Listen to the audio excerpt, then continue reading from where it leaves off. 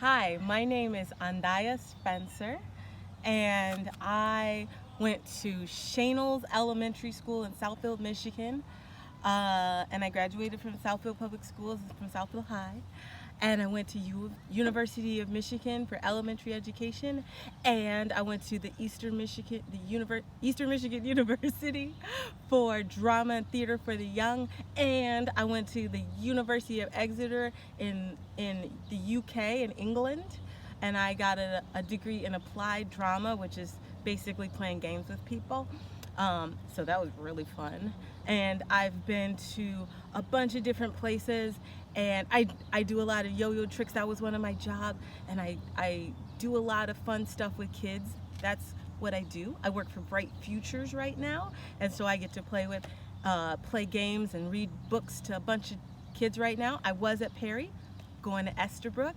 So yeah, and this is one of my favorite books. It's called The Dragon Takes a Wife by Walter Dean Myers. It's illustrated by Fiona French, and I love her illustrations because I love lots and lots of color. And if you can even see just from the cover, lots and lots of color.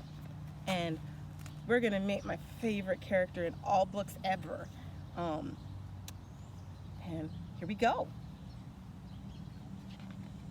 The dragon takes a wife. Once upon a time, in the ancient kingdom of Lyraland, there lived a good but lonely dragon named Harry. Harry wanted a wife, but in Lyraland, the only way for Harry to get a wife was to prove his courage by winning a battle with the knight in shining armor. And Harry was not a good fighter.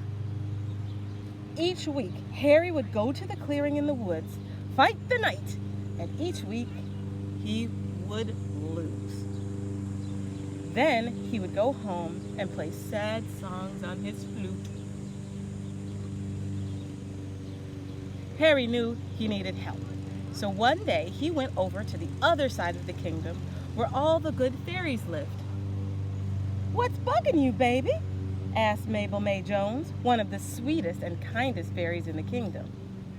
"Well," said Harry, a tear welling in his great dragon's eye, "each week, to prove my courage, I fight the knight in shining armor, and each week I lose.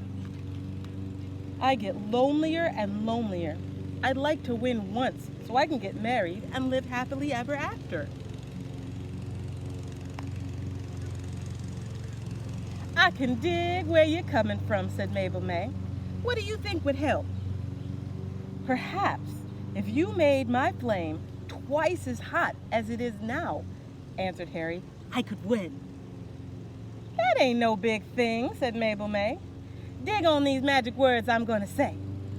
When you go into battle, repeat them to yourself, and the magic will work." Mabel May waved her wand and said the magic words. "Fire grow red, fire grow bright. Turn Harry on so he can burn that night." Harry thanked Mabel May and went home. When the time came to fight the knight, he again went to the clearing in the woods. This time, when the knight came charging at him, Harry repeated the magic words to himself and breathed out as hard as he could. But instead of hot breath, polka dots came floating out of his mouth and up into the sky like balloons. The knight struck Harry on the tail and rode back into the woods. "Ow!" cried Harry. He went home, put a Band-Aid on his tail, and played another sad song on his flute. Look at all those polka dots. The next morning, Harry went back to see Mabel May and told her what had happened. "Well, chill out, honey. Ain't nobody perfect," she said. "Let's just try something new." "Perhaps you can make me twice as big," Harry said. "I can get down with that," Mabel May said. "When this dude comes charging at you, you'll go into some serious super grow, and that ought to blow that knight's mind." Then she waved her wand and said the magic word. "Bigger is better," and biggest is best. Knock that knight down and dance on his chest. The next week, Harry went to fight the knight again. When the knight charged, Harry thought of the magic words and suddenly grew twice as big. In fact, he grew so big that his head was off the page. With his head off the page, he couldn't see the knight. He could only feel the sword sticking in his tail as he ran away. "Ow!" cried Harry. When he got home, he put on 2 Band-Aids.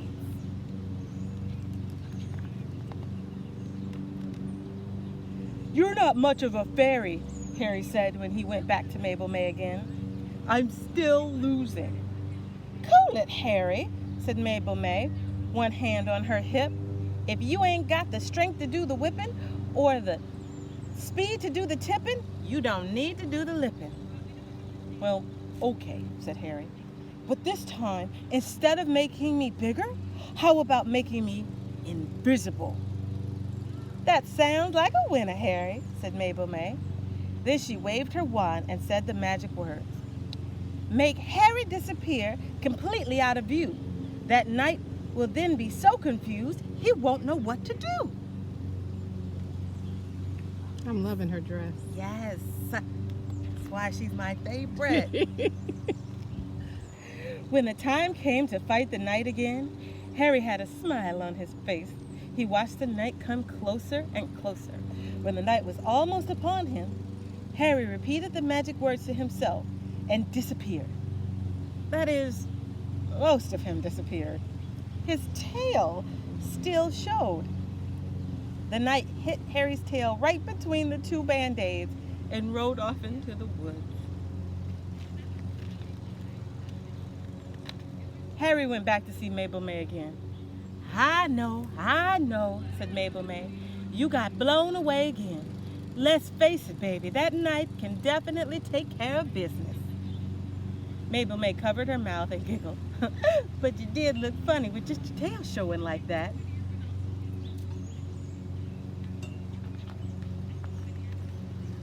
"Oh, I'll never win," moaned Harry. "Do you have any more ideas?" Harry thought for a moment. "How about a disguise so I can trick the knight?" he said. "Sounds good to me," Mabel May said.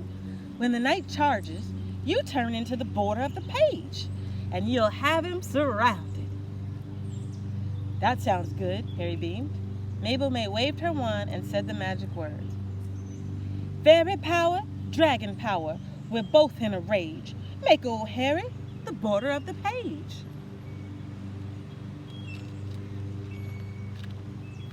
All around there. Once again, Harry went to fight the knight.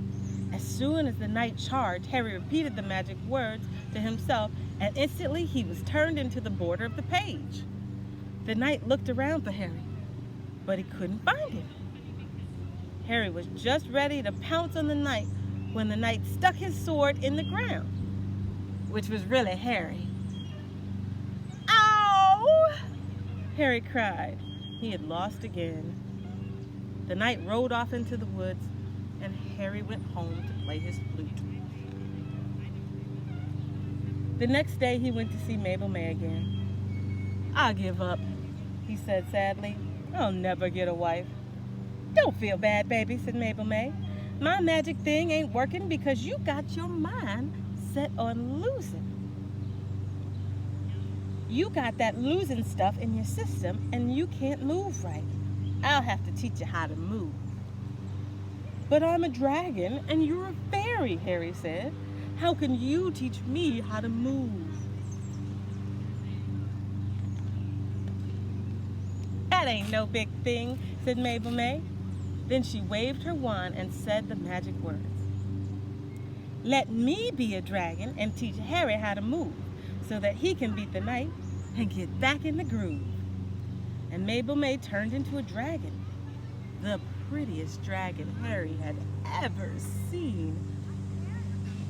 "Watch me, Harry," she said, and then she started moving her shoulders up and down and swishing her tail from side to side. But Harry could hardly keep his mind on her movements. She was so pretty. Gee, you're pretty, Mabel May, he said. You trying to get next to me, Harry? Asked Mabel May, blushing. If you remained a dragon, Harry said, I could ask you to be my wife. And then I'd really have a reason for winning when I fought the knight. You know, I think you're on to something, baby, Mabel May said. I've always had a soft spot in my heart for dragons. Besides, I never did dig fairy in too much.